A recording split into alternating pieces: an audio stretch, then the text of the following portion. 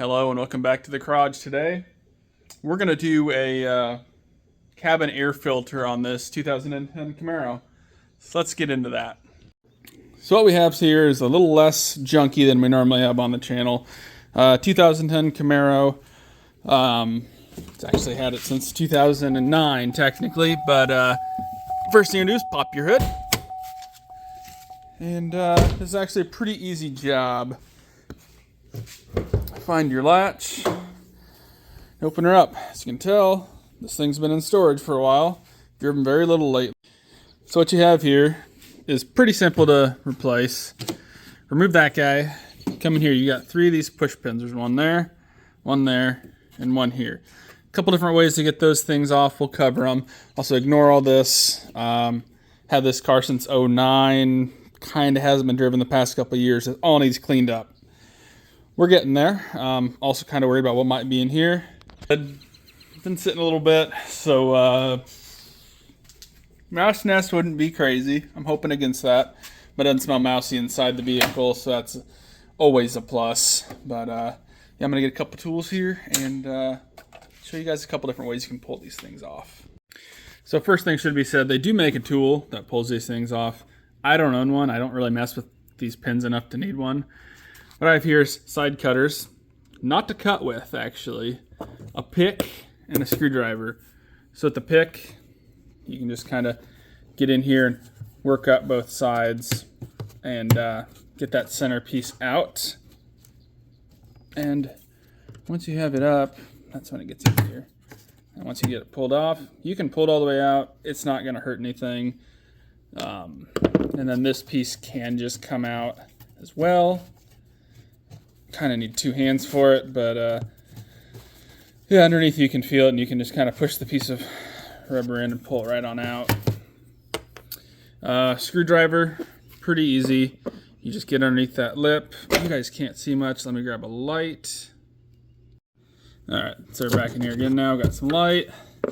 So there's these little spots right here where there's a divot.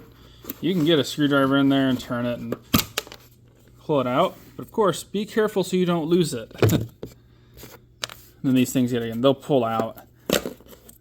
And then your third one, this is where I bring these guys in. This is the one where you kind of got to be careful because I'm not actually going to use it, but you can get in here. This is the one I don't recommend, but use what you got. You can get in both sides of that and then kind of pry it up. That does work. I don't personally like doing it that way, but you can do it that way. But there's always also the worry of you could also cut it, then you got to get a new one. Yeah, I prefer the screwdriver route. Just pull it up and pull it out. Now, let's remove this thing.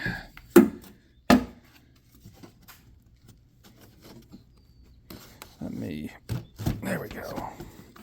Might have to remove this guy too, I guess. I don't know if you need to or not, but I'm not gonna. And there we go. Now it should slide down. See, I'm hanging up right over here where these two meet. There we go. So she'll fight you a little bit. That's all right. So now here, this thing should have clips on it on the top holding it in. Let me set you guys down so I can get eyes on this. I think it's pretty simple. I just can't see with the camera and the light and everything. All right, so you guys can see that tab right here. You're gonna just push that thing in, pop it up. Same thing on this side, push in, pop up. This one fell back down. Once you get it like that, pretty easy. Just pull out and take this guy. Pay attention to where your arrow goes. My arrow's pointing that way. And that is gross. It's extremely dusty. Let's get the new one and get it installed. So for anybody looking at this is a MicroGuard 4015. This one over at O'Reilly's for, I don't know, like 15, 20 bucks. Nothing crazy. This is just my 2 cents. Take it or leave it for whatever you want. I actually don't recommend those ones. They're supposed to have charcoal in them that are supposed to be, they're supposed to grab smells and stuff like that, at least if you live on any kind of gravel or anything like that. My main reasoning is I have had those before, and within a month I've had to change them again, only because I live on gravel roads. They get plugged up really fast. Works super well, but you're back in there doing the exact same thing that you just did. But let's go ahead and get this one in. So sometimes you kind of got to look on these things too. Where your airflow. There's your arrow. So I put it back like it was. So when it comes to sliding this thing back in, you'll notice at the very top here, right there, and right there, you've got little spots that stick out. That can make it seem like your filter doesn't fit. But if you get it between the, trying to really show you stuff that's not easy to see. If you look down there, there's, let me get this thing in there better. 2 little runners that can help guide you. If you just push it down into there, it'll go in like it needs to be. And yeah, I gotta use my other hand to get that over there moved ahead. I gotta move it back a little bit, but yeah, get it down there till she's flush on top. This one's not. Like I said, I gotta use my other hand to get this thing more flat, and then we'll get back to it. Reassembly. All right, so I got that top cover back on. Best way I can tell you to do it is to take it, so these top lugs are over the front, and then just push it down. It will snap into place. So now that's on there, let's get this top cover back on. So, just gotta take it, get it back in that stripping in the front there, which is gonna be a little more difficult, especially for me just with one hand. But it's just one thing that you kind of gotta get it into. But you can set it down and then come over here and kind of finagle it, need be, so you get it in there. It's like over here I'm too low. This is where a second hand would be really good. Because I gotta get this up, but it's hitting other spots. But also you gotta try to keep this guy up.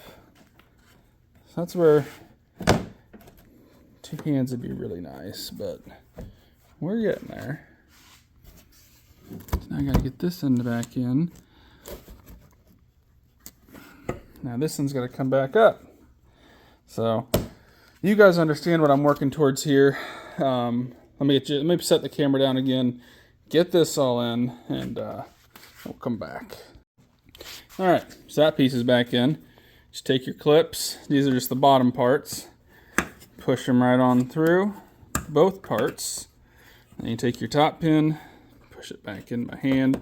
There are little slots in these, so they do semi go in a certain way, but they're not bad at all.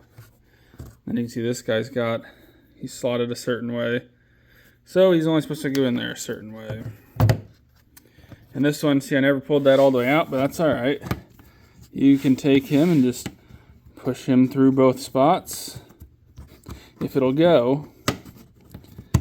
And then once he's in, push that guy down until you feel him click. Also, don't forget your piece of rubber. Be a lot better cameraing if that shock wasn't there, if I had a second hand or second person. But see, this end piece, it just kind of lays over that one, so nothing too crazy. As you can tell, I'm not quite over where it was, so we'll just push it ahead until we kind of get where it was. And yeah, that's pretty much how you do it. So oddly enough, that's gonna be it for this one. This engine bay is getting a bath tomorrow, so that'll be it for now. Thanks for watching. Till the next one.